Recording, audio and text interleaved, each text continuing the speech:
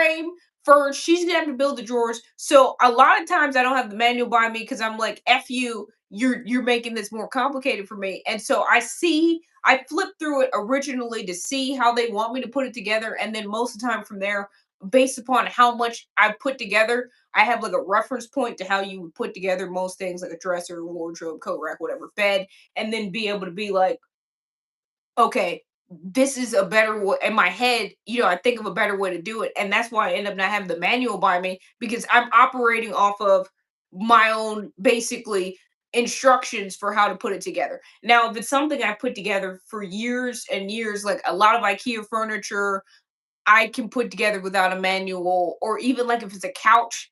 Look, some of those things are just similar enough that I don't need the manual. Once I see the hardware and stuff, yeah, I just throw it to the side.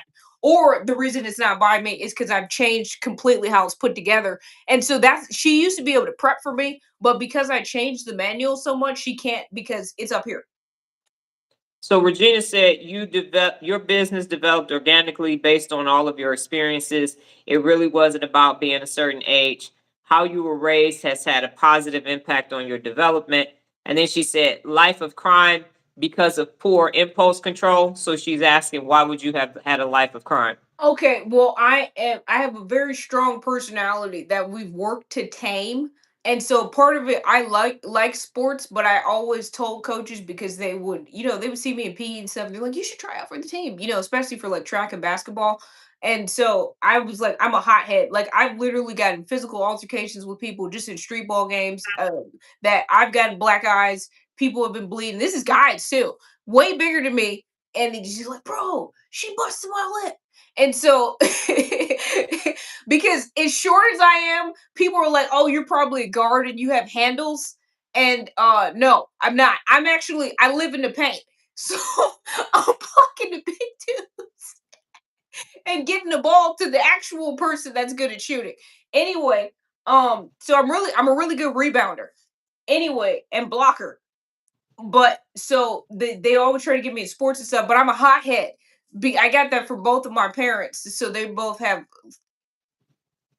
All right, Miss Bat. She got kicked out of a club, and the three big ass bouncers had to throw her out like a log into the street. But she's not a hothead. She used to walk around with a bat and a tire iron, but she's not a hothead. Anyway, so I would just, get in a lot of arguments and stuff. I was actually in anger management in elementary school, mandated by the school in first and second grade. So really just the ADHD, that's what I said, my parents' personality, my family's personality, because my grandmother had a boss who was a W amputee, and she pissed her off one day and she said she's gonna beat her with both of her legs. She So said, bitch, I'll take both your legs off and whoop your ass. so I just have an angry family. So the everybody is a catch these hands would be the tagline on all sides of the family.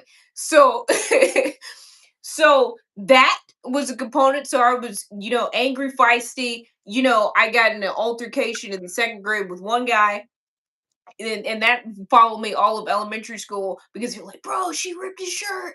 Because he was one of those kids that always changed the rules so he could win, and I was sick of him. And so I threw him on the ground, and the rest is history. Anyway, the point is, so that my temper would have been caused me to have a life of crime, the ADHD with the impulse control and stuff. So I more than likely would have just probably just been in and out of jail for being in fights and stuff. And I'm really strong. I know I'm little, but I would have the ability to cause some actual harm to people that would, lead to lawsuits and all other types of things.